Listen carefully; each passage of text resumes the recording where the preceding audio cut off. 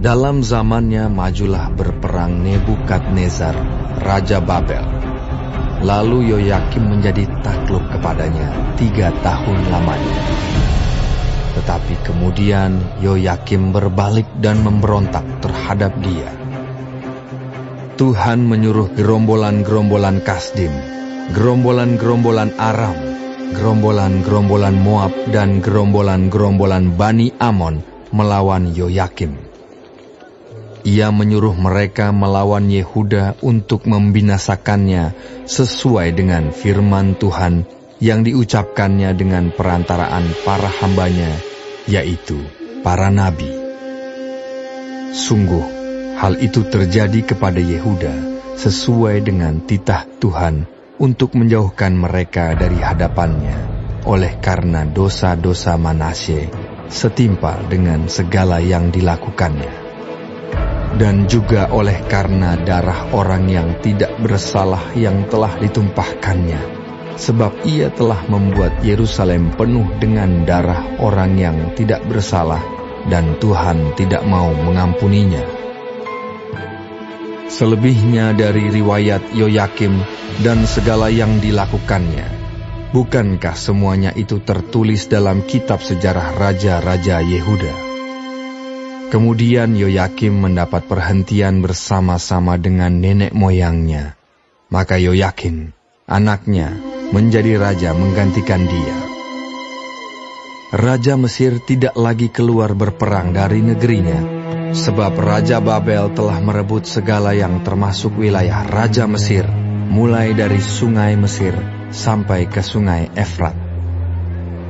Yoyakin berumur 18 tahun pada waktu ia menjadi raja, dan 3 bulan lamanya ia memerintah di Yerusalem.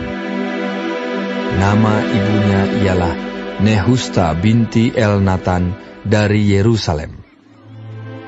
Ia melakukan apa yang jahat di mata Tuhan, tepat seperti yang dilakukan ayahnya.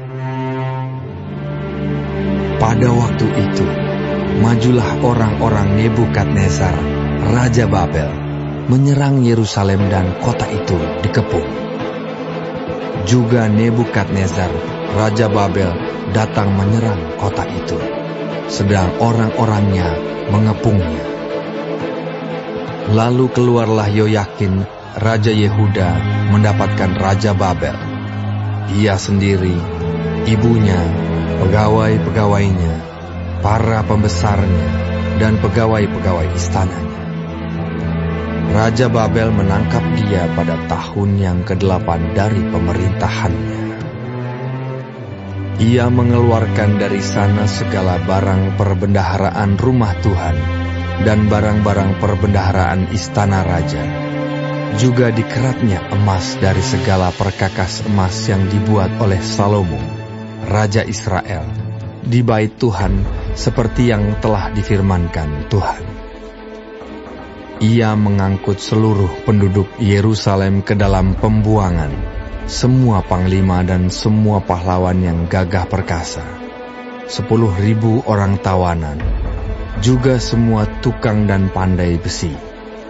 Tidak ada yang ditinggalkan, kecuali orang-orang lemah dari rakyat negeri. Ia mengangkut Yoyakin ke dalam pembuangan ke Babel, juga ibunda raja, istri-istri raja, pegawai-pegawai istananya dan orang-orang berkuasa di negeri itu, dibawanya sebagai orang buangan dari Yerusalem ke Babel. Semua orang yang gagah perkasa, 7.000 orang banyaknya, para tukang dan para pandai besi, 1.000 orang banyaknya. Sekalian pahlawan yang sanggup berperang dibawa oleh Raja Babel sebagai orang buangan ke Babel. Kemudian Raja Babel mengangkat matanya, paman Yoyakin, menjadi raja menggantikan dia dan menukar namanya menjadi Zedekia. Zedekia berumur 21 tahun pada waktu ia menjadi raja, dan 11 tahun lamanya ia memerintah di Yerusalem. Nama ibunya ialah Hamutal binti Yeremia dari Libna. ia melakukan apa yang jahat di mata Tuhan, tepat seperti yang dilakukan Yoyakim. Sebab oleh karena murka Tuhanlah terjadi hal itu terhadap Yerusalem dan Yehuda, yakni bahwa ia sampai membuang mereka dari hadapannya. Zedekia memberontak terhadap Raja Babel.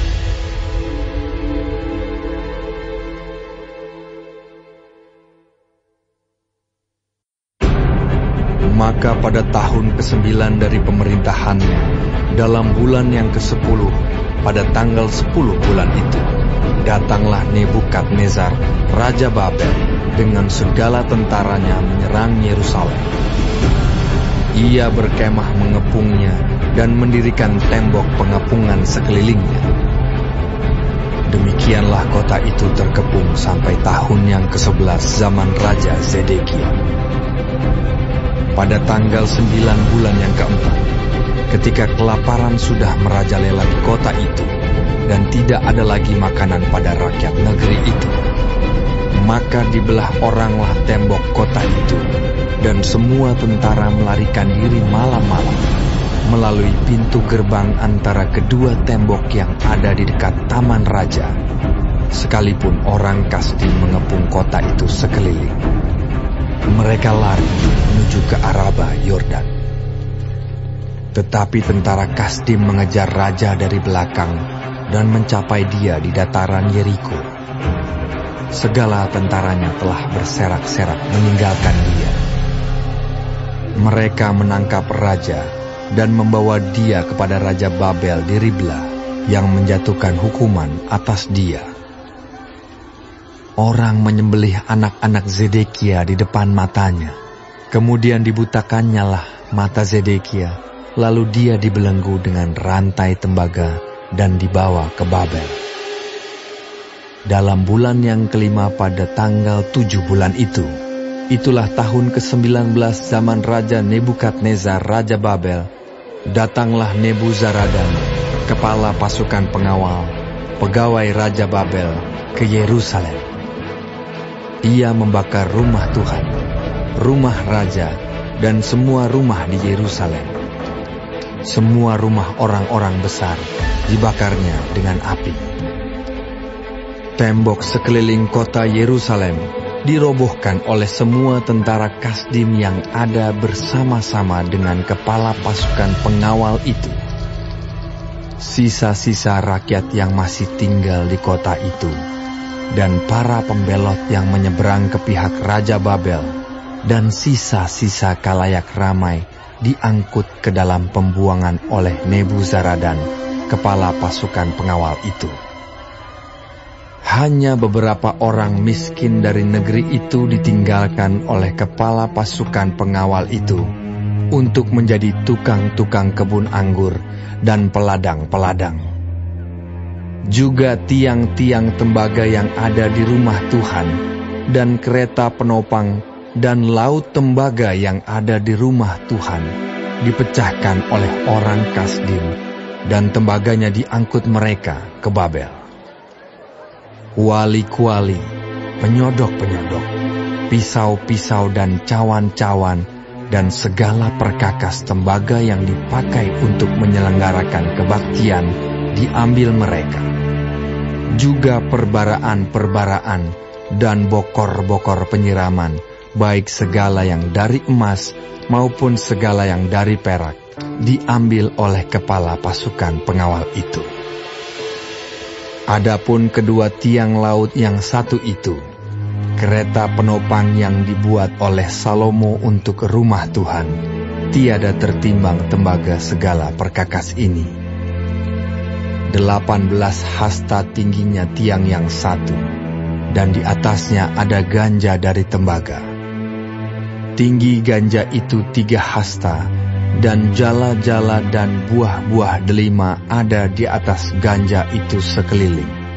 Semuanya itu tembaga. Dan seperti itu juga tiang yang kedua, disertai jala-jala.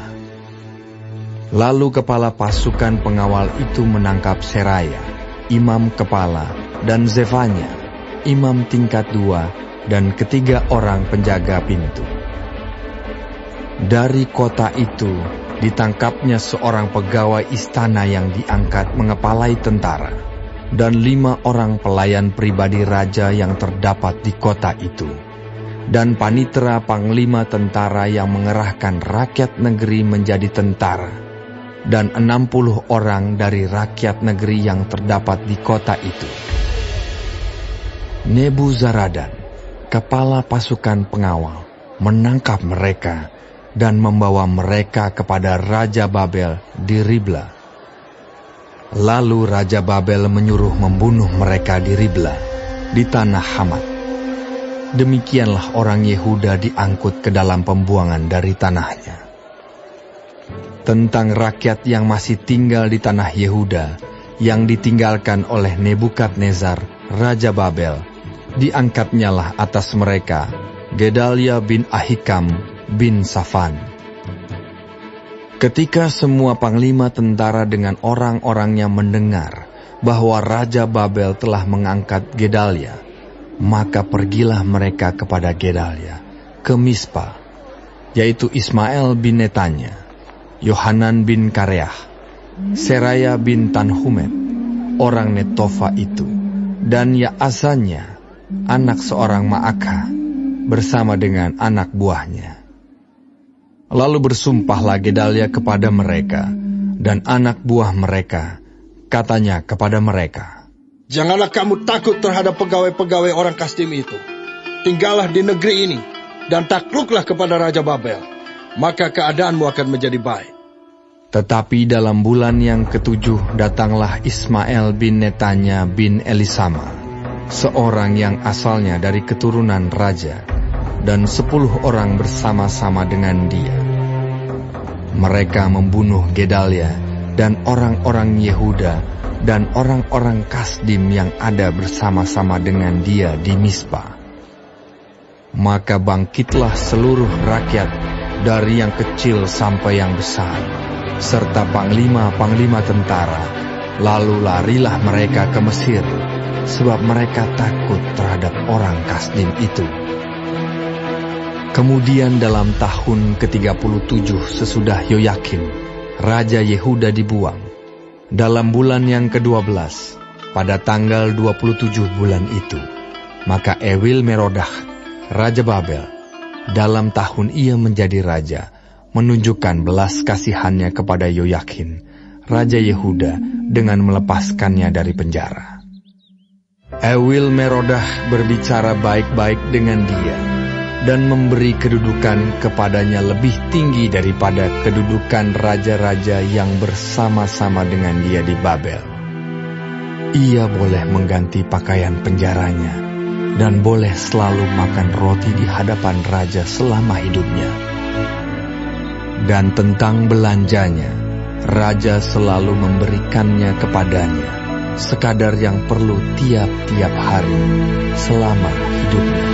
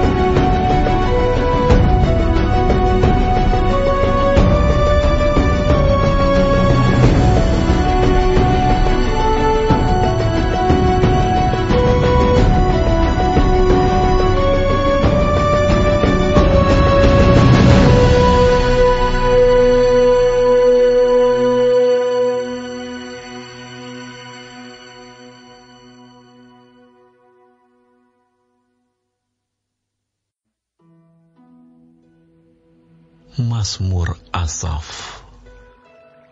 Ya Allah, bangsa-bangsa lain telah masuk ke dalam tanah milik-Mu, menajiskan bait kudus-Mu, membuat Yerusalem menjadi timbunan puing.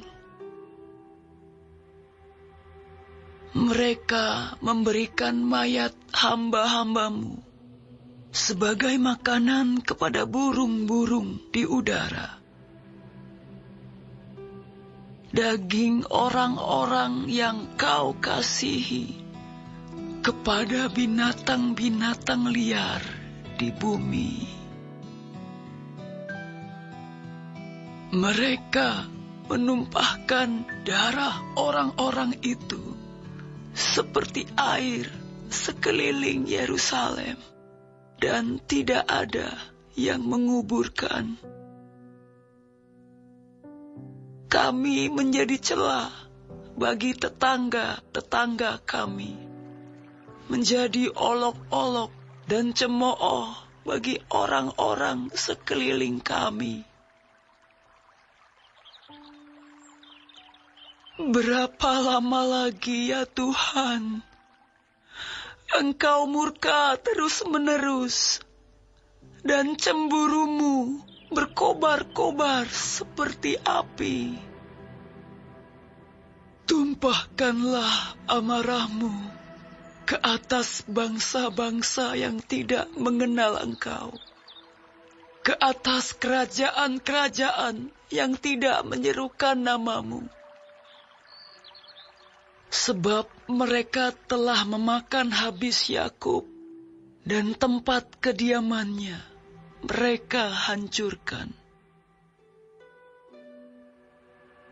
Janganlah perhitungkan kepada kami kesalahan nenek moyang kami. Kiranya rahmat-Mu segera menyongsong kami, sebab sudah sangat lemah kami. Tolonglah kami, ya Allah penyelamat kami, demi kemuliaan nama-Mu. Lepaskanlah kami dan ampunilah dosa kami oleh karena nama-Mu. Mengapa bangsa-bangsa lain boleh berkata, di mana Allah mereka?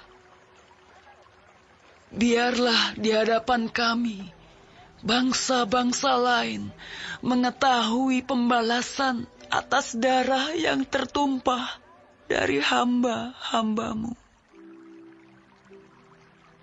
Biarlah sampai ke hadapan-Mu keluhan orang tahanan, sesuai dengan kebesaran lengan-Mu. Biarkanlah hidup orang-orang yang ditentukan untuk mati dibunuh. Dan balikkanlah ke atas pangkuan tetangga kami 7 kali lipat celah yang telah didatangkan kepadamu, ya Tuhan. Maka kami ini umat-Mu dan kawanan domba gembalaan-Mu akan bersyukur kepadamu untuk selama-lamanya, dan akan memberitakan puji-pujian untuk-Mu turun-temurun.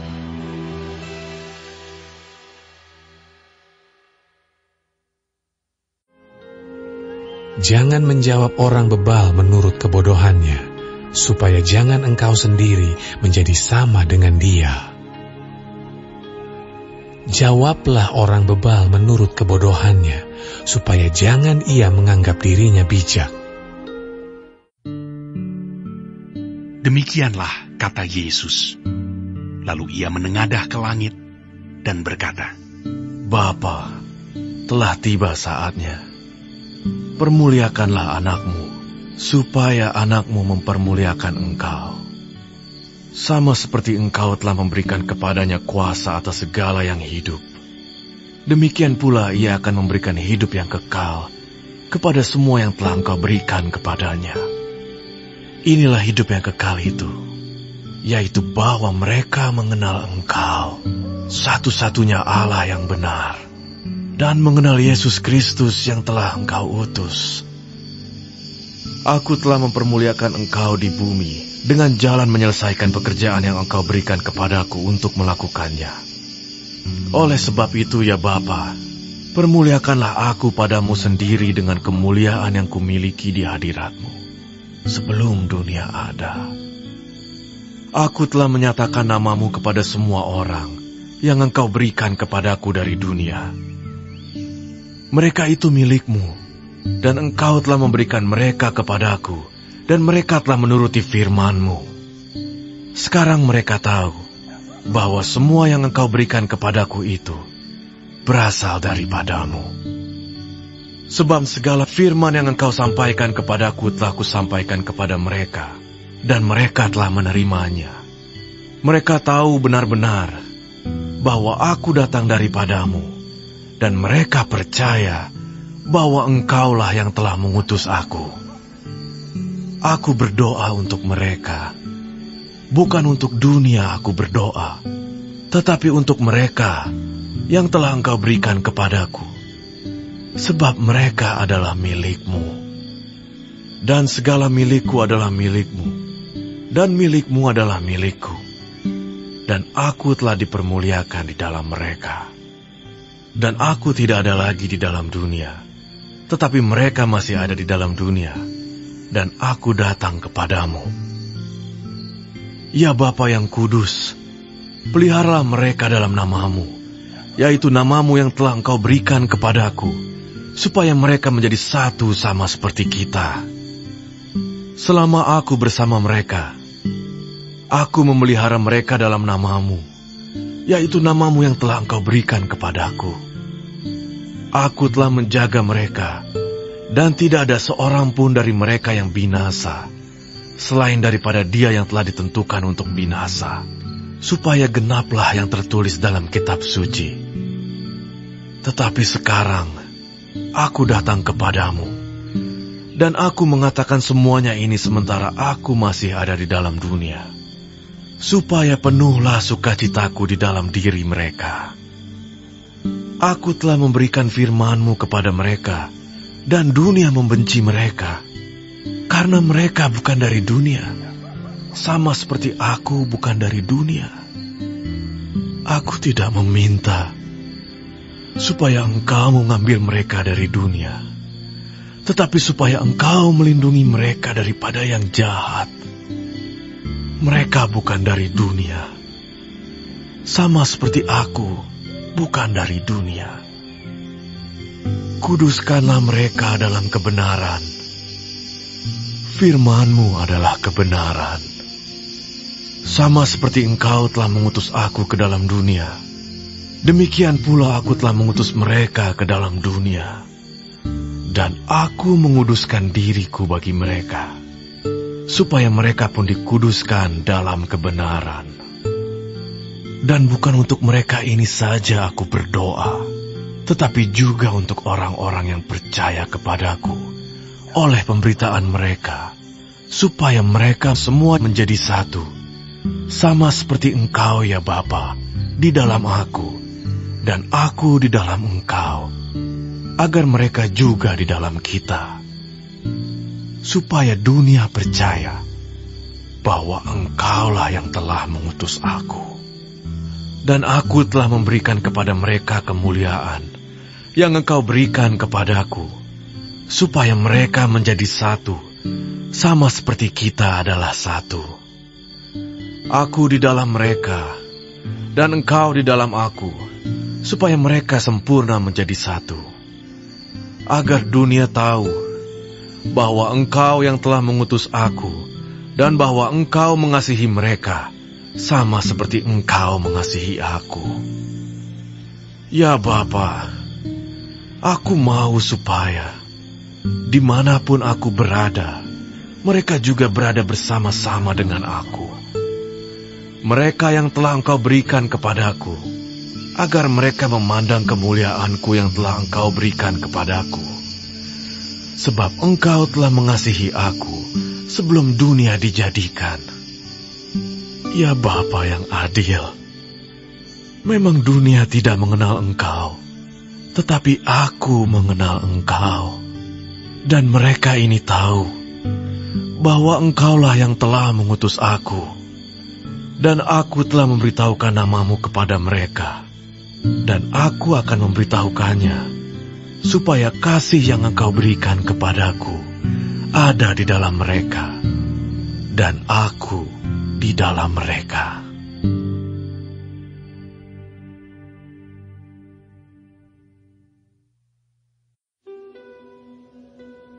Setiap orang yang percaya bahwa Yesus adalah Kristus, lahir dari Allah.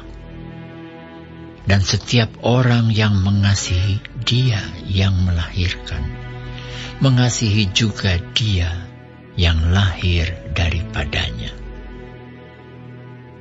Inilah tandanya bahwa kita mengasihi anak-anak Allah, yaitu apabila kita mengasihi Allah serta melakukan perintah-perintahnya. Sebab inilah kasih kepada Allah, yaitu bahwa kita menuruti perintah-perintahnya. Perintah-perintahnya itu tidak berat. Sebab semua yang lahir dari Allah mengalahkan dunia. Dan inilah kemenangan yang mengalahkan dunia, iman kita. Siapakah yang mengalahkan dunia selain daripada dia yang percaya bahwa Yesus adalah anak Allah? Inilah Dia yang telah datang dengan air dan darah, yaitu Yesus Kristus. Bukan saja dengan air, tetapi dengan air dan dengan darah. Dan Rohlah yang memberi kesaksian, karena Roh adalah kebenaran. Sebab ada 3 yang memberi kesaksian di dalam sorga, Bapa, Firman, dan Roh Kudus. Dan ketiganya adalah satu. Dan ada 3 yang memberi kesaksian di bumi, roh dan air dan darah. Dan ketiganya adalah satu. Kita menerima kesaksian manusia, tetapi kesaksian Allah lebih kuat. Sebab demikianlah kesaksian yang diberikan Allah tentang anaknya. Barang siapa percaya kepada anak Allah, ia mempunyai kesaksian itu di dalam dirinya. Barang siapa tidak percaya kepada Allah, ia membuat dia menjadi pendusta, karena ia tidak percaya akan kesaksian yang diberikan Allah tentang anaknya. Dan inilah kesaksian itu. Allah telah mengaruniakan hidup yang kekal kepada kita, dan hidup itu ada di dalam anaknya. Barang siapa memiliki anak, ia memiliki hidup. Barang siapa tidak memiliki anak, ia tidak memiliki hidup. Semuanya itu kutuliskan kepada kamu, supaya kamu yang percaya kepada nama anak Allah, tahu bahwa kamu memiliki hidup yang kekal. Dan inilah keberanian percaya kita kepadanya, yaitu bahwa Ia mengabulkan doa kita, jikalau kita meminta sesuatu kepadanya menurut kehendak-Nya. Dan jikalau kita tahu bahwa Ia mengabulkan apa saja yang kita minta, maka kita juga tahu bahwa kita telah memperoleh segala sesuatu yang telah kita minta kepadanya. Kalau ada seorang melihat saudaranya berbuat dosa, yaitu dosa yang tidak mendatangkan maut, hendaklah ia berdoa kepada Allah, dan Dia akan memberikan hidup kepadanya, yaitu mereka yang berbuat dosa yang tidak mendatangkan maut. Ada dosa yang mendatangkan maut. Tentang itu, tidak kukatakan bahwa ia harus berdoa. Semua kejahatan adalah dosa, tetapi ada dosa yang tidak mendatangkan maut. Kita tahu bahwa setiap orang yang lahir dari Allah tidak berbuat dosa, tetapi Dia yang lahir dari Allah melindunginya, dan si jahat tidak dapat menjamahnya. Kita tahu bahwa kita berasal dari Allah, dan seluruh dunia berada di bawah kuasa si jahat. Akan tetapi kita tahu bahwa Anak Allah telah datang dan telah mengaruniakan pengertian kepada kita, supaya kita mengenal yang benar, dan kita ada di dalam yang benar, di dalam Anaknya Yesus Kristus. Dia adalah Allah yang benar dan hidup yang kekal. Anak-anakku, waspadalah terhadap segala berhala.